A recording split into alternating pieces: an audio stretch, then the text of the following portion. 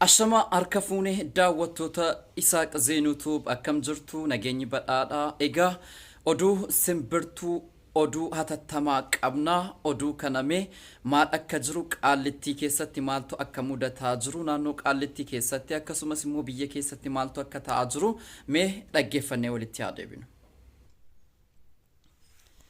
Ashama harka fuunee daawwattoota Isaaq Zeenuutuub hundi keessan akkam jirtu fayyaa keessanii. Oduu ammeedhaa fi oduu atattamaa qabnaa. Oduu kana haala qaallittii mana hidhaa qaallittii keessa jiru laalchisuudhaan Saamu'eel Baqqala mucaan obbo Baqqalaa Garbaa waan barreesse qaba. Sana isin biraan geenya jechuudha.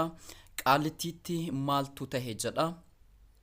Jidduu kana nageenyi hidhamtoota siyaasaa qaallittii jiran ilaalchise yaaddoowwan adda addaa calaqqisaa turaniitti jiru jedha.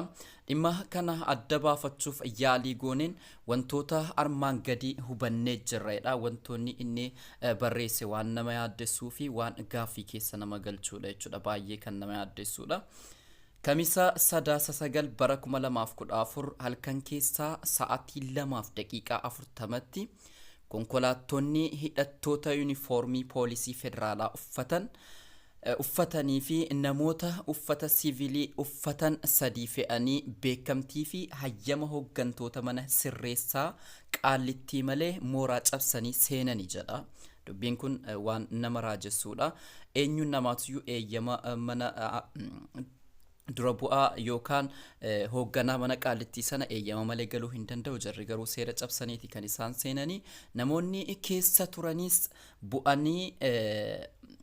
bu'anii mana jawaarfaa itti hidhamanii jiran yogguu gaafatan namoonni eegumsarra turan eessaa fi akkamitti akka dhufan gaafatan jechuudha. Warri mana qaallittii keessa jiranuu eessaa fi eenyummaa jaraa yogguu gaafatan eenyummaa isaaniillee himuu ni didu jechuudha. Xiqqoo eega waliin falmaniin booda deebi'anii deeman jedha.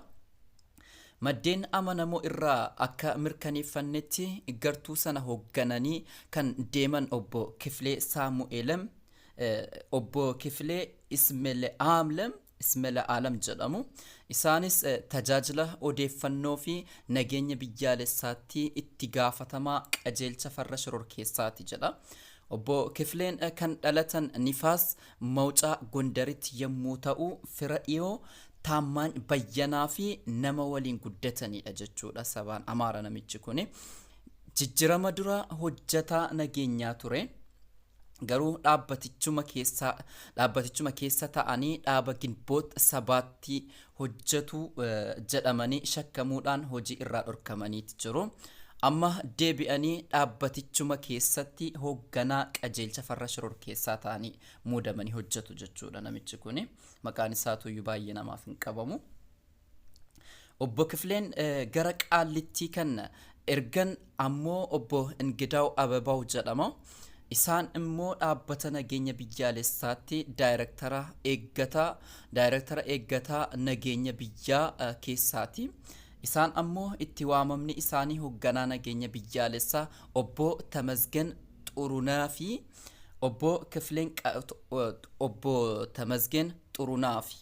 obbo Kifileen qaallittii deebi'anii waa'ee hidhamtoota siyaasaa odeessaa funaanaa turan isaanii beekamee jira jedha.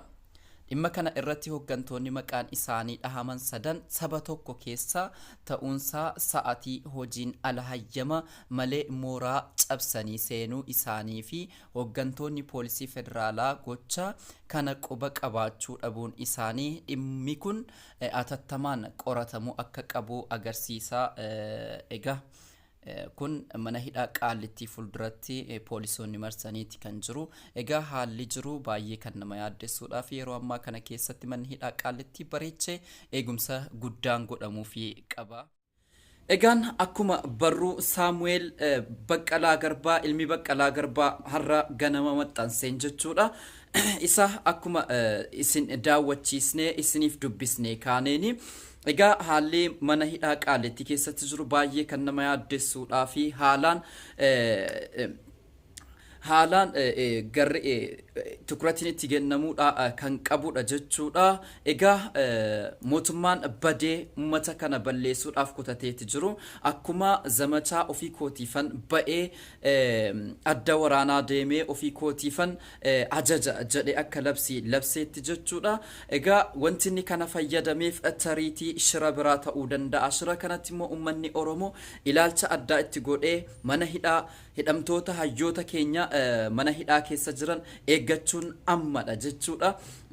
Shira adda addaa fayyadamuu danda'a. Mootummaan kun kufeeti jira. Waan kufee jiruuf immoo mana hidhaa Qaallitti keessa hayyoota kan keenya kanatti shira adda addaatiin wanta ta'e wayi itti uumuu danda'a waan ta'eef uummanni Oromoo yeroo ammaa kana keessatti gara mana hidhaa ilaalcha isaa gara mana hidhaa Qaallitti keessatti gochuu danda'udha qaba. Inni kan biraa jaal marroon har'a magaalaa bilisa baate tokko magaalaa Beegii keessatti hawaasa guutuu walitti qabee jechi inni jedhetu jira.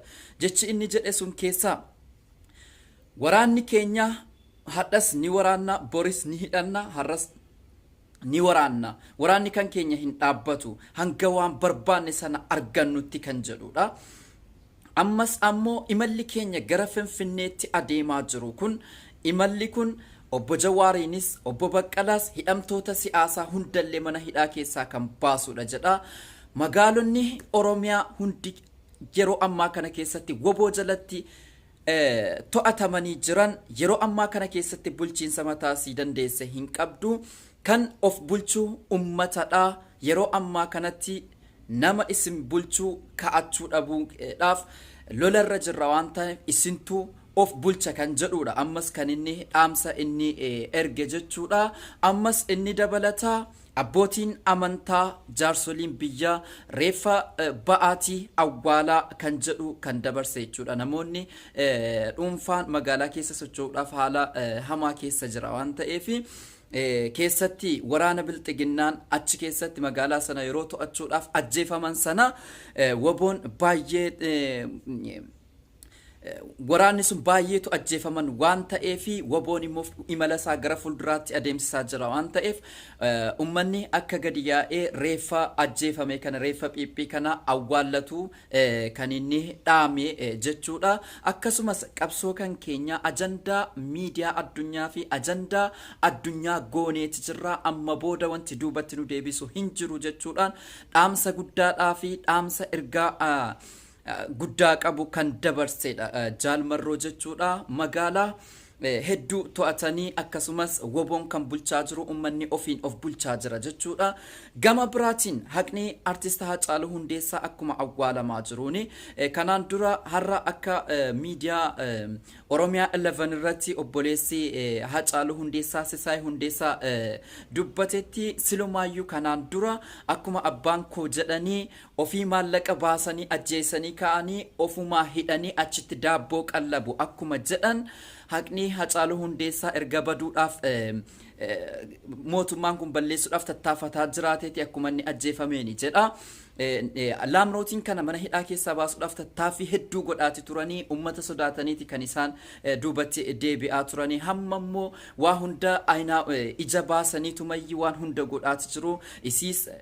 Isiin nama magaalaa keessatti guddattee achitti dhalatteedha. Nama konkolaataa oofuu danda'udha. Nama Deenati keessa hojjetaa turteedha. Hacaaluun yeroo ajjeefamu silaa Hacaaluu lubbuu oolchuu danda'uudha qabdi turtee kan jedhudha Sisaay kan inni dubbate jechuudha. Dhugumatti mootummaan kun Hacaaluu dhiigni Hacaaluu Hundeessaa akkuma kanatti dhangala'ee waan hafuu miti. Erga mootummaan kun dhufee amma fakkeenya yoo fudhannee jennee abbaan manguddoon jaarsi biyyaa umrii 70 ta'e abbaan artistii beekamaa komeediyaanii dhimma Finfinnee irratti haala komeediidhaan akkaataa ummanni Oromoo Finfinnee keessaa buqqifame Finfinneen akkamitti akka to'atamte bifa qoosaadhaan kan hojjetu diraamaa FIB irratti kan hojjetaa ture amma haala siyaasaatiin wal qabate kan diraamaa sanarraallee akka hin hojjenne dhorkame kabbee kabbiitoo jechuudha.